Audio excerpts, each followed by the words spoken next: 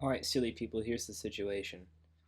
We're just proving that uh, if you take, I guess it's LZ operating on some state alpha and then left multiplying it by some bra state ket or bra state x prime, um, will give you that relationship minus IH bar del phi of the dot product between them. Uh, and then you're just supposed to use your usual spherical coordinate transformations and the definition of the angular momentum operator to do so. So this is another one of those that's more of a math proof than it is a physics proof, but we'll do it.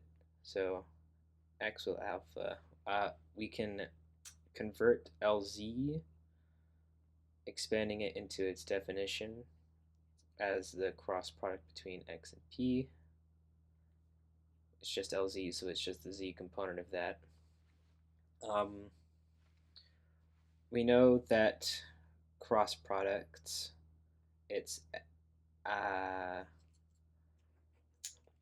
the cross product of this general thing, x cross p, will equal Levi-Civita symbol ijk xj That's the ith component. So we're just going to do the z component. So I will be equal to 3. We'll do E321 x.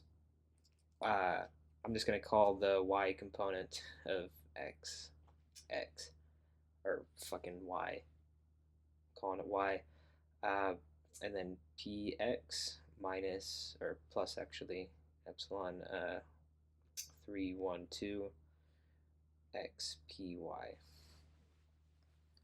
This one is cyclic.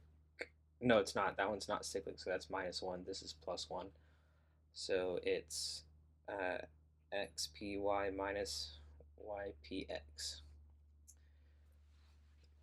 Then, using the definition of the momentum operator, that it's just minus IH bar um, del I, you can rewrite this now as minus IH bar x del y minus, or plus actually now, I, oops, IH bar y del x. Okay.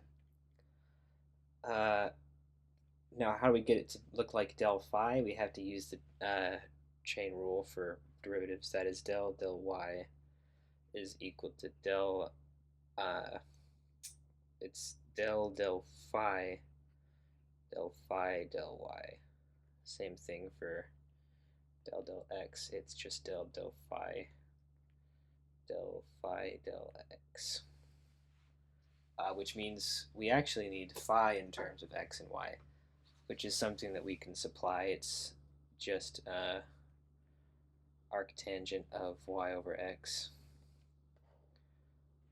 Um, so we'll take partial derivatives of that. So del phi del y is 1 over 1 plus y squared over x squared times 1 over x. And then del phi del x will be 1 over 1 plus y squared over x squared times minus y over x squared. Gross. X squared. We'll simplify it. I'm going to multiply the top and bottom of this expression by x, so we just have x squared plus y squared on the bottom. And then um, this one I'm just going to leave as is minus x squared plus y squared. Fantastic. Those are our partial derivatives. We can plug that back into the definition of the cross product, which was this stuff up here, which I'm going to bring down here. Now we're doing minus IH bar. I'm factoring out a minus IH bar, and I'm factoring out a x squared plus y squared on the bottom. It's going to be inside x squared plus y squared, partial derivative of phi.